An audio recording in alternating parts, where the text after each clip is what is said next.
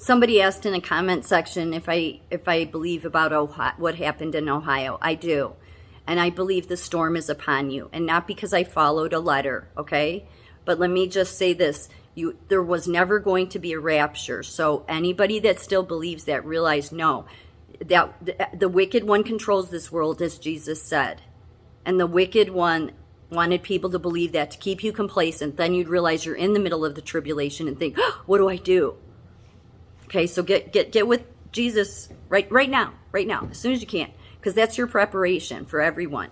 Anybody who doesn't do that or wants to stay mindfully blind will suffer horrible fear, suffer much worse possibly.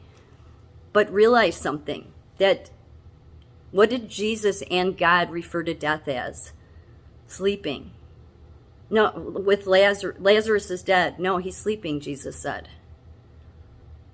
Because to God, that's everybody is raised. Yes.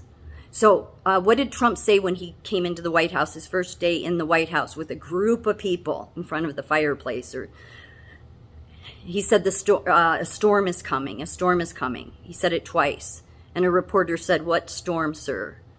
And he said, "You'll find out." So if you want to continue to stay on your path of thinking Trump's no, God was using Trump to tell people. And I would say this, I'd say Trump said over a year ago, Jesus Christ is the only Savior. And he said, that's not me, folks. But God uses people like that. God uses people every day, all the time. It's just most people are too consumed with themselves, never pay attention. Look at what's going on in Ohio. That I see that as a chemical attack by globalists. Who owns the railroads in monopoly? The bankers do. Well, it's the same thing in real life. The bankers, the globalists own the railways. So as they go down, because that's what's happening, is they're going down. And as they go down, they're going to throw everything, napalm, or whatever they can, to take out as many as they can. That's why your foundation needs to be strong with Jesus Christ. Because Jesus Christ is what carries you through the storm. It is, and I don't think it'll be as bad as people think it will. But for those that have eyes to see and ears to hear, please hear me. Matthew 7:24, everyone then who hears these words of mine and does them will be like a wise man who built his house on the rock. And the rain fell and the floods came and the winds blew and beat on that house. But it did not fall because it had been founded on the rock. And everyone who hears these words of mine and does not do them will be like a foolish man who built his house on the sand, and the rain fell and the floods came and the winds blew and beat against that house, and it fell, and great was the fall of it. God's not talking about a literal house or a foundation. He's talking about the foundation of your relationship with him. That foundation. That's key. So you can get through any storm, weather any storm, especially the one that's upon us right now, as long as you stay strong with Jesus. For all those that don't, for all those that mocked God, for all those that are too intellectual, they're going to be terrified. But you, if you're strong in your faith, that's the only way you can prepare. Guns aren't going to help, because this one is God's. This one is where, when God said, vengeance of mine, this is the one he meant. So I've been trying to say this for a while, because God uses people, and God used Trump. Why do you think he said a storm is coming? I'm just saying. And it doesn't mean everybody's going to die, but there's a bunch of people that don't believe in God, or that are going to wait for the rapture, and they're going to find themselves naked too, because they believed what the seminary school priests told them. And yet those seminary priest schools and pastors were all taught by the same university type schools where the wicked one controls this world. The key was you would know if the rapture was true if you had the connection with Spirit. You need that in order to know what parts of the Bible, what to believe. That's the key, instead of looking for anybody else to tell you.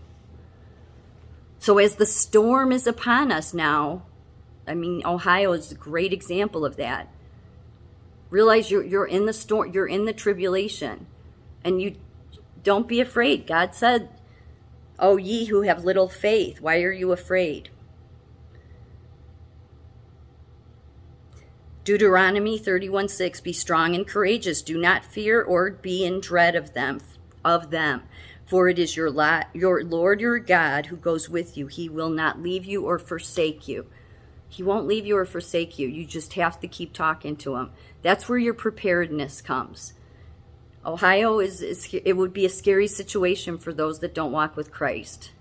It would, because it's cancerous chemicals there, and along with many other things. And I believe now something has also happened with some trailers, semi-trailers. So the storm is upon us. I didn't follow an alphabet letter, but I do follow the messages from Jesus Christ. I do follow. I can't tell you. I've tried to explain how that works, but it's you just you have to have the experience. So the true Savior you need to get you through this one is Jesus. So if you haven't yet, drop to your knees and ask him to get you through it, even if it's your first time doing it. Otherwise, you're going to find yourself terrified or much worse, because the storm is upon us. Let's face it. The moment that happened, that black mushroom cloud went up in Ohio, a bunch of people who just want to believe whatever media says, or are too selfish, or don't pay attention, don't want to think, they're going to be terrified. So God has a role for you. So if you hear these words, then realize God has a role for you. But if you haven't yet dropped to your knees and said, please save me, God, carry me through this storm, then this would be the best time to do it.